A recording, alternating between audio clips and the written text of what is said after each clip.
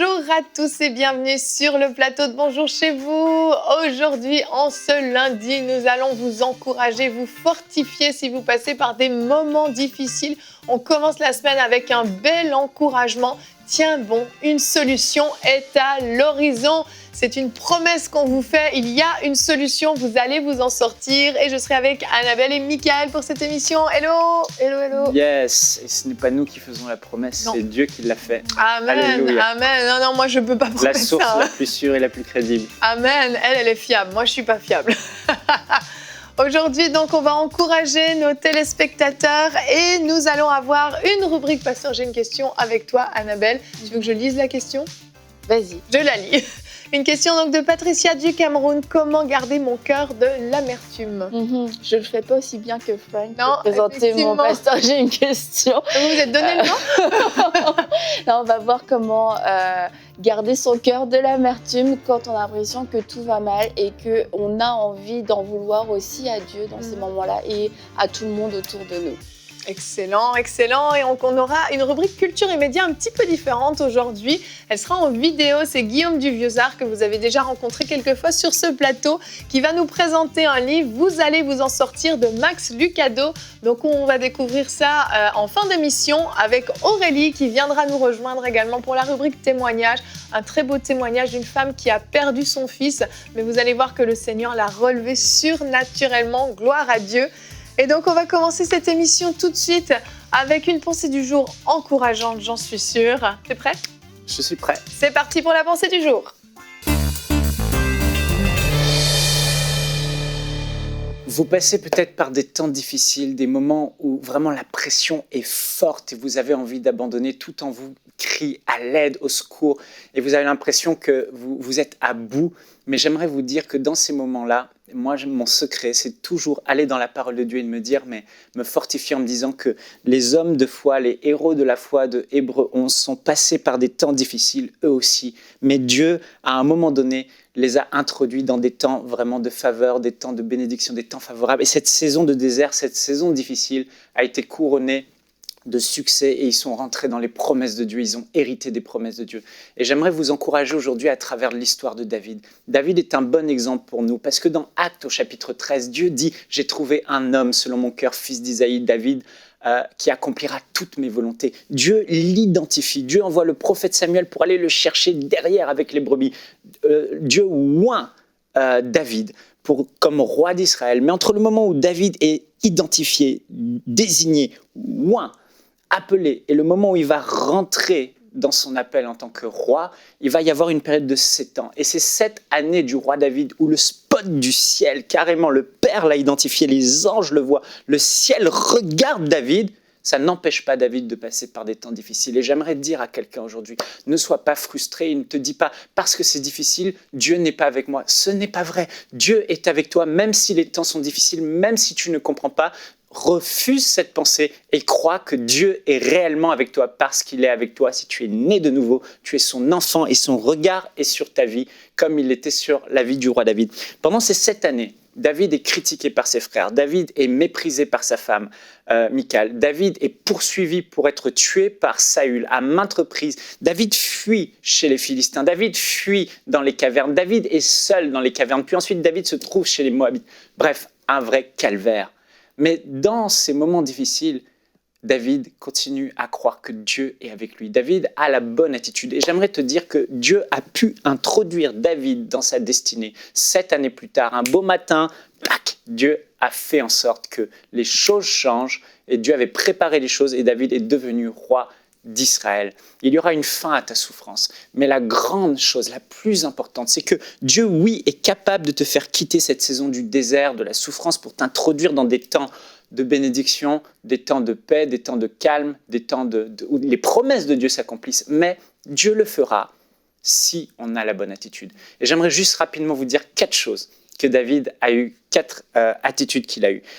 4 choses qui ont fait la différence, qui a permis à Dieu de l'introduire. La première, c'est la foi en Dieu. David s'est confié en Dieu malgré la pression. Remarquez vers la fin, alors qu'il ne comprenait toujours pas pourquoi il n'était peut-être pas roi d'Israël, pourquoi ça tardait, 1 Samuel 22, 3, 4 dit, alors qu'il va chez le roi de Moab, les Moabites, il dit permets, je te prie, à mon père et à ma mère d'émigrer chez vous jusqu'à ce que je sache ce que Dieu fera avec moi. Malgré tous ces temps de difficulté, David est encore en train de tenir ce langage jusqu'à ce que je sache ce que Dieu fera avec moi. On sent la foi, on sent que dans la caverne, il s'appuie encore sur Dieu, il prie, on voit dans les psaumes sa dépendance de Dieu, sa confiance en Dieu. Je ne resterai pas dans cette situation, Dieu ne m'a pas oublié, Dieu le fera. La foi, croire que Dieu va intervenir, lui faire confiance. Deuxième chose, c'est l'obéissance. Il est resté dans la crainte de Dieu malgré les moments de pression. Dans les temps de pression, le diable rôde, la tentation est là, et la tentation serait de faire du compromis, de commettre des péchés, d'essayer par nous-mêmes de faire du compromis pour sortir de là. Mais David est resté obéissant. Je serre ta parole contre mon cœur. Je marche dans l'intégrité. David, je me glorifierai en ta parole. David était un homme qui était intègre et qui obéissait à Dieu. La troisième chose, c'est la reconnaissance. Et ça, c'est vraiment formidable. David a exprimé des actions de grâce, des psaumes, des cantiques. Alors que tout était difficile, il n'était pas là en train de se plaindre et murmurer et se plaindre. Il se confiait en Dieu et il était reconnaissant. Il louait Dieu, il remerciait Dieu, il rendait grâce à Dieu. Et la quatrième chose, c'est l'honneur. David aurait pu se faire justice, il aurait pu tuer le oint de l'Éternel, intervenir, mais il a dit « je ne toucherai pas à l'oint de l'Éternel ». Il a marché dans l'honneur envers son prochain et envers son roi, le roi Saül. Et Dieu, vous savez ce qu'il a fait, Dieu l'a introduit ensuite dans sa promesse. Et j'aimerais vous dire, même si c'est dur, même s'il y a la pression, gardez cette bonne attitude de David, la foi, l'obéissance, la reconnaissance et l'honneur. Et assurément, vous allez sortir de là et des temps favorables arrivent. Amen, gloire à Dieu, le Seigneur est fidèle et comme il l'a été pour David, il peut l'être pour chacun d'entre nous, peu importe les temps difficiles qu'on peut vivre. Certaines personnes nous écoutent et traversent une épreuve qui dure depuis tellement longtemps, peut-être même 7 ans comme David, et à se dire mais est-ce que vraiment Dieu va intervenir? Est-ce que Dieu entend vraiment mes prières? Est-ce que Dieu est vraiment là?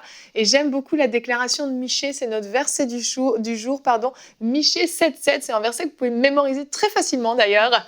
Pour moi, Michée dit pour moi, et vous pouvez dire à la maison pour moi, je regarderai vers l'Éternel. Je mettrai mon espérance dans le Dieu de mon salut. Mon Dieu m'exaucera. Alléluia. Quelle foi, Dans cette déclaration, en fait, on voit que Michée sait exactement où est la solution, qui est la solution. On voit qu'il ne cherche pas ailleurs. Il met son espérance dans le Dieu de son salut. Il sait qu'il n'y a qu'une seule et unique personne qui peut le sortir de ce qu'il est en train de vivre, de l'épreuve qu'il est en train de traverser. Et je trouve que Michée est hyper inspirant dans cette déclaration-là. Et on peut, mot pour mot, se l'approprier et en faire vraiment une prière, une déclaration qu'on affiche même sur son mur chez soi. À chaque fois que la tentation vient de se lamenter, à chaque fois que la tentation vient de penser que Dieu n'entend pas nos prières, que Dieu nous a oubliés, on relit ce passage et on se fortifie dans le Seigneur. C'est tellement encourageant. Amen.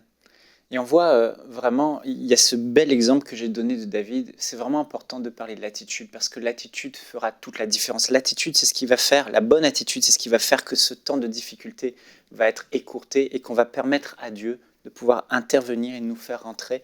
Et on voit le peuple d'Israël, c'est l'exemple opposé de David.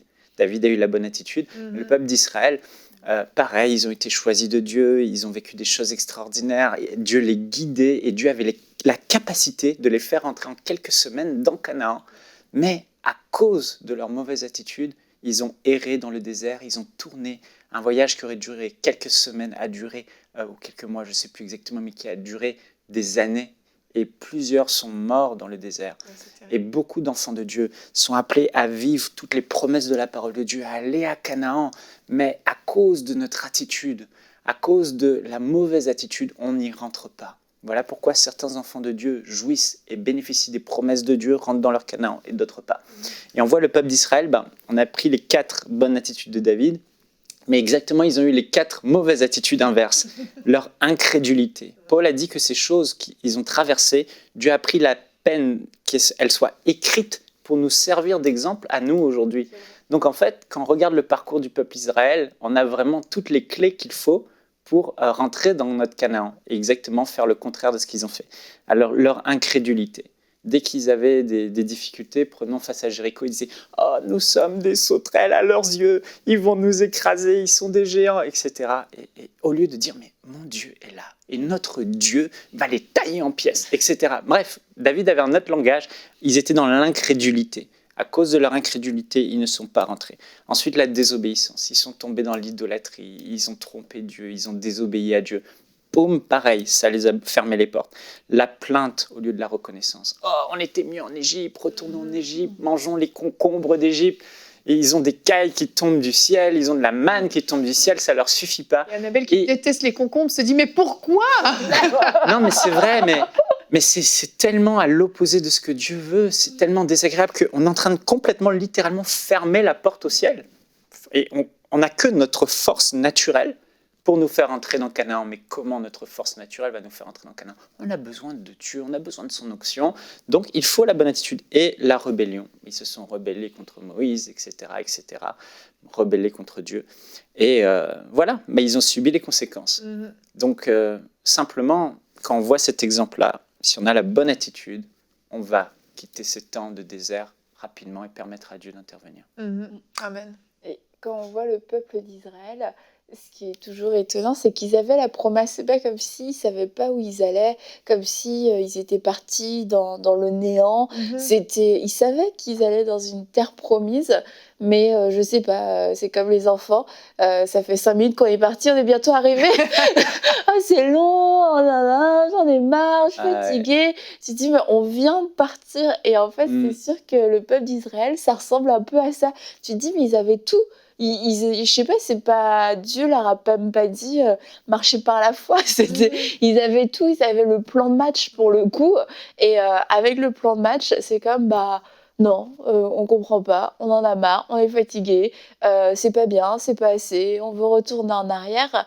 Et en fait, c'est sûr que tous les points que tu as donnés, Mickaël, c'est tellement des points à prendre et puis à se dire, mais est-ce que, à quoi ressemble ma vie? Est-ce que je suis dans la foi? Est-ce que je suis dans la crédulité? Est-ce que je suis dans la reconnaissance ou est-ce que je suis dans la rébellion? Et en fait, ça va nous permettre aussi de comprendre pourquoi on en est là, parce que certaines personnes n'ont pas vu la solution parce qu'ils ont stagné dans leur vie.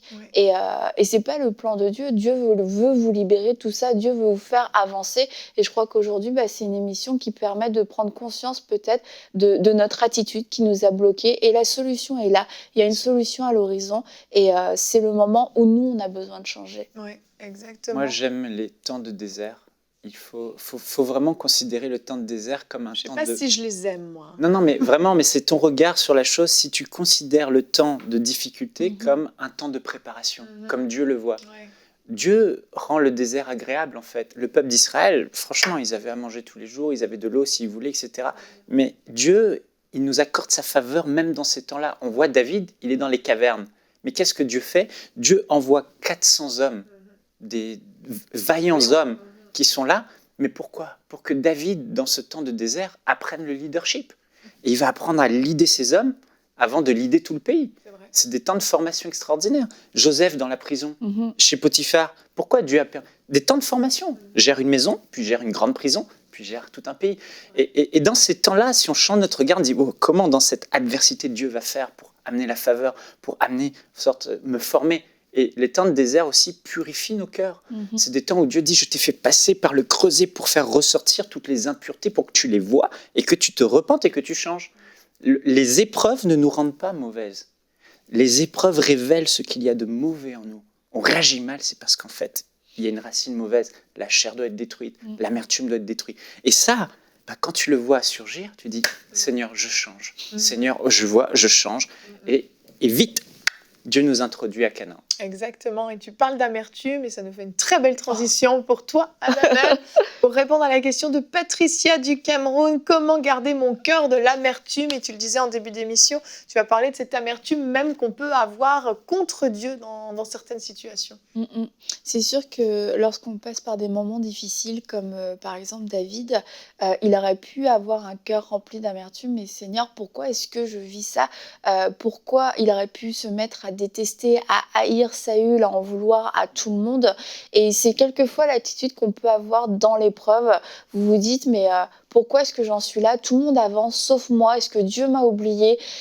Est-ce que les autres m'ont oublié? Et quand on commence à avoir ce langage d'accusation, ça veut dire que l'amertume est rentrée dans notre cœur et qu'on a perdu un peu de vue qui était Dieu et ce qu'il voulait faire. Et je voulais prendre l'exemple de Naomi. C'est une femme qui malheureusement a laissé l'amertume aussi rentrer dans son cœur, mais dans sa bonté, on voit comment Dieu a agi dans sa vie et que finalement, elle aurait pu vivre la promesse de Dieu sans vivre l'amertume. Et je crois que c'est ce que le Seigneur veut nous enseigner. Oui, il y a des temps d'épreuve, mais on n'est pas obligé de les vivre avec de l'amertume dans le cœur, parce que l'amertume va nous pousser à dire des phrases, à dire des mots, à poser des actions qui auront des conséquences, qui font du mal à notre entourage, mais qui aussi discréditent quelquefois l'image de Dieu pour les gens autour de nous. C'est Dieu qui m'a fait ça, c'est Dieu qui est l'auteur de ma souffrance. Et j'aimerais commencer par vous dire, vous passez peut-être par une épreuve, par des moments difficiles, mais Dieu n'est pas l'auteur de la souffrance. Dieu est celui qui nous protège, Dieu est celui qui nous garde, et Dieu est celui qui amène la solution. Amen. Donc, Naomi, elle perd son mari et elle perd ses 2 fils. C'est sûr, c'est vraiment une situation horrible. Elle a changé de pays, c'est la famine, c'est horrible, c'est catastrophique, elle est brisée. Et là, elle se dit, je vais retourner d'où je viens, dans mon pays. Et il y a ces 2 belles filles qui veulent venir. Il y en a une qui finalement laisse tomber, mais Ruth finalement vient et l'accompagne. Et quand Naomi retourne dans sa ville, lorsqu'elles entrèrent dans Bethléem, toute la ville fut dans l'agitation à cause d'elles, et les femmes disaient « Est-ce bien Naomi ?» Et Naomi leur dit « Ne m'appelez pas Naomi, appelez-moi Mara, car le Tout-Puissant m'a rempli d'amertume. J'étais dans l'abondance à mon départ, et l'Éternel me ramène les mains vides. » Pourquoi m'appelleriez-vous Naomi après que l'Éternel s'est prononcé contre moi, après que le Tout-Puissant ait provoqué mon malheur? Et là, il y a plusieurs choses dans ce que Naomi dit. C'est vraiment Dieu qui a tout provoqué son malheur. C'est à cause de Dieu qu'elle en est là. Donc, appelez-moi amertume, c'est ma nouvelle identité. Quand je suis partie, j'étais dans l'abondance. Donc là, l'amertume déforme aussi la réalité. Si elle était dans l'abondance, pourquoi est-elle partie? Elle est partie parce qu'il y avait de la famine, en fait, à ce moment-là. Et elle dit, je reviens les mains vides, mais elle a Ruth, en fait, avec elle. Et Ruth est, à ce moment-là, dans sa vie, ça va être la personne qui va lui donner un avenir. Ça va être la personne que Dieu va utiliser pour lui donner un héritier, lui donner une retraite, une vieillesse heureuse. Mais l'amertume l'a complètement aveuglée. L'amertume lui fait croire que son passé était extraordinaire et lui fait croire que son présent, Dieu l'a maudite et qu'elle n'a plus de futur. Et c'est vraiment l'amertume qui vient l'aveugler. Et on va tout de suite sauter à la fin de l'histoire, au chapitre 4, et finalement Ruth va se marier avec Boaz et elle tombe enceinte, et là les femmes encore parlent à Naomi et elles disent: béni soit l'Éternel qu'il ne t'a pas laissé manquer aujourd'hui d'une personne ayant le droit de rachat, que son nom soit célébré en Israël. Cet enfant sera ton réconfort et le soutien de ta vieillesse, car ta belle-fille qui t'aime l'a mis au monde, elle qui vaut mieux pour toi que 7 fils. Wow. Et en fait, on voit qu'en peu de temps, Naomi qui dit « appelez-moi amertume parce que je n'ai plus rien, j'ai les mains vides », alors elle avait Ruth, la solution était à côté d'elle, et on voit que quelques temps plus tard, Ruth vaut pour toi plus que cette fille, cette belle fille qui t'aime. Et souvent, quand on est rempli d'amertume, on voit même pas la solution. On dit oui, la solution est à l'horizon, mais quelquefois la solution est à côté. Mais lorsque l'amertume a rempli notre cœur, on ne voit plus rien, on ne voit plus ce que Dieu veut faire, on oublie. Et peut-être que Naomi ne savait pas ce que Dieu voulait faire de cette façon-là, mais je veux vous rappeler, peu importe que vous ayez une parole ou pas, les promesses de Dieu sont oui et amen pour votre vie. Dieu veut vous sortir de ce problème. Dieu vient à votre secours, Dieu entend votre prière, et c'est vraiment la promesse que Dieu a sur votre vie. Donc n'oubliez pas cette promesse et ne faites pas comme Naomi qui a laissé l'amertume gagner son cœur, oubliant que Dieu était celui qui voulait intervenir en sa faveur. Amen, excellent, merci beaucoup Annabelle. Quel beau parallèle avec notre thème. Bravo. Si vous avez des questions comme Patricia, vous pouvez nous écrire à l'adresse pasteur-j'ai-une-question@emcitv.com. Annabelle, tu vas nous quitter, mais tu nous quittes sur vraiment une bonne note, je veux le dire. Oui, le cœur léger. Exactement. Et Aurélie va venir te rejoindre, mais d'ici là, nous allons découvrir notre livre de la semaine avec Guillaume Duvieusart. Bonjour, je m'appelle Guillaume Duvieusart, je suis éditeur et le président des éditions Inspiration Publishings. Je vous présente ce livre, Vous allez vous en sortir, de l'auteur Max Lucado, qui est connu au New York Times pour avoir écrit plusieurs best-sellers à travers ses années de ministère. Vous allez vous en sortir est un livre basé sur l'histoire de Joseph que nous trouvons dans Genèse au chapitre 37 jusqu'au chapitre 50. La plupart des chrétiens connaissaient très bien l'histoire de Joseph, ce jeune homme qui reçoit des visions, des révélations de la part de Dieu sur son avenir brillant et qui pendant plusieurs années va connaître toute une dégringolade, va se retrouver trahi, jeté en prison, va se retrouver dans plusieurs situations d'injustice jusqu'à ce qu'un jour Dieu l'élève au temps convenu et fasse de lui un libérateur et un sauveur aussi pour le peuple de Dieu dans sa génération. Max Lucado a repris l'histoire biblique de Joseph et l'a actualisée pour nous aujourd'hui. À travers la pandémie que nous avons connue à travers le monde depuis plusieurs mois et que nous continuons de suivre malheureusement dans son évolution quotidienne, de nombreuses personnes ont eu besoin de trouver des ressources, de l'espoir, de chercher aussi des conseils pour tenir bon, pour tenir ferme.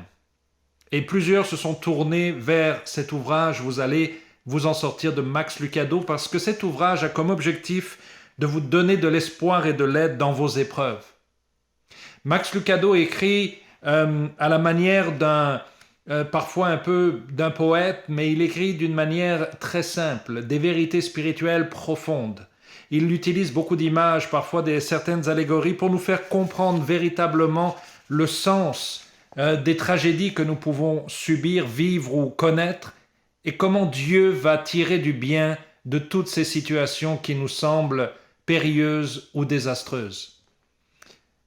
Le motto du livre de Max Lucado est « Vous allez vous en sortir », basé sur l'Épître aux Romains, car toute chose concourt au bien de ceux qui aiment Dieu, de ceux qui sont appelés selon son dessein. Et Max Lucado décortique toute l'histoire de Joseph et en fait une application pratique pour notre vie à nous, actuellement, aujourd'hui, en 2020, qui connaissons toutes ces turbulences et ce changement de vie profond à cause de ce Covid-19 qui nous a tous frappés d'une manière ou d'une autre et qui a frappé les nations et la planète tout entière. Max Lucado nous rappelle que mal plus Dieu égale bien. Qu'il y a toujours du bien que Dieu fera sortir de toute situation. Même les situations qui vous semblent les plus désespérées, les situations qui vous apparaissent, qui apparaissent comme ne vous donnant aucun espoir pour votre avenir.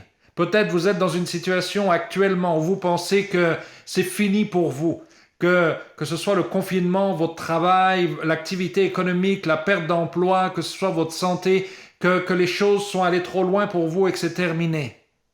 Mais la promesse de la Bible est claire. La promesse de la délivrance est biblique. Vous allez vous en sortir avec Dieu, en mettant votre confiance en Dieu et en reprenant courage. Procurez-vous ce livre, Vous allez vous en sortir, de Max Lucado.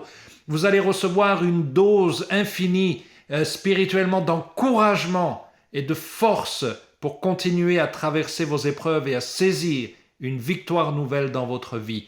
Ce livre est disponible sur notre boutique inspiration.com. Je vous encourage à le prendre sans attendre. Soyez bénis.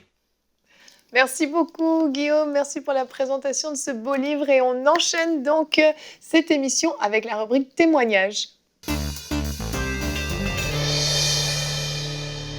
Et notre chère Aurélie nous a rejoint. Hello Aurélie. Oui, Hello. coucou, j'espère que vous allez bien, mais je sais que vous allez bien parce que vous avez déjà donné toutes les solutions de ce que j'ai entendu. Toutes, je sais pas, mais on a essayé. En tout cas, Michael a essayé. Oui, une grande partie. La liste n'était pas exhaustive, mais aujourd'hui, je vais vous parler de Nicole. Nicole est une femme, en fait, qui a perdu son fils. Et déjà, juste avec cette annonce, on peut réaliser à quel point sa vie a été difficile.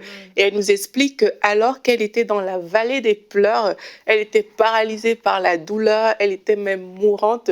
Et une phrase qu'elle a entendue de Dieu, Dieu lui a dit « Lève-toi, je t'ordonne d'être forte et d'aller encourager d'autres personnes. » Wow. Et elle a posé une question au Seigneur. Elle a dit « Mais comment je vais faire pour me relever, moi, alors que je suis en train de mourir ?» Donc, elle nous raconte tout ce qui s'est passé dans une vidéo qu'elle nous a enregistrée pour ce témoignage. Bonjour à toutes, bonjour à tous. C'est un plaisir pour moi de partager ce vécu avec vous. En effet, il y a 6 mois en arrière, mon fils est retourné auprès du Père. Pour moi, c'était un choc immense, car j'étais très très proche de mon fils. Par le passé, j'ai également perdu un bébé. J'étais en train de mourir de l'intérieur. J'avais l'impression qu'au fond de moi, un grand fossé se creusait qui allait m'engloutir. Je continuais à rechercher Dieu. Et quand j'ai écouté vos émissions, je dois dire que je me suis sentie transformée. Je me suis sentie fortifiée de l'intérieur et aussi dans ma foi. Aujourd'hui, je sais une chose, que le bras de Dieu est très fort pour délivrer et pour restaurer. Car je suis passée de crise d'angoisse à l'anxiété. Et le Seigneur a fait le miracle de la vie. Je vais mieux. J'ai repris le travail à 100%. Et chaque jour, je vois la main de Dieu dans ma vie. Ce psaume 84, verset 7, a été juste une source d'eau vive qui a jailli dans ma vie. Lorsqu'il traverse la vallée des pleurs, il la transforme en un lieu plein de sources. Et la pluie la couvre aussi de ses bénédictions.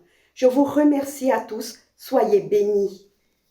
Wow. Ouais, vous voyez comment elle a été relevée par la force et la puissance du Seigneur. C'est tellement une épreuve douloureuse que vraiment il n'y a que Dieu qui peut mettre sa main là-dedans pour changer. Et comme elle a dit dans le psaume 84, lorsqu'il traverse la vallée de Baca ou la vallée des pleurs, de lamentation, il la transforme en un lieu plein de sources et la pluie la couvre aussi de bénédictions. Et le verset continue même, leur force augmente pendant la marche. Alléluia. Et c'est ce que nous souhaitons vraiment à toutes les personnes qui passent par des moments difficiles, que votre vallée de Baca, votre vallée de pleurs se transforme en lieu de joie au nom de Jésus-Christ. Amen. Merci Aurélie pour ce très beau témoignage. Merci à Nicole. Je salue tous mes compatriotes suisses par la même occasion.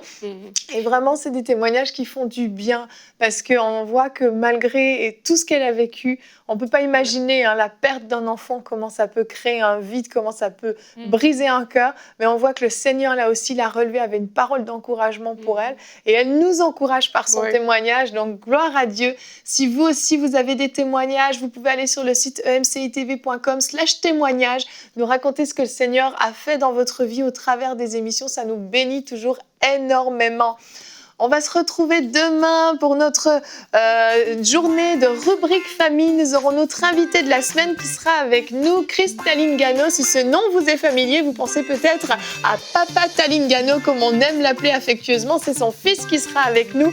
Espère encore au salut de ta famille. Ce sera notre thème du jour. Et vous allez voir que Christ a des choses à nous partager, lui-même de son propre vécu. On se retrouve demain. Merci de nous avoir suivis et bonjour chez vous.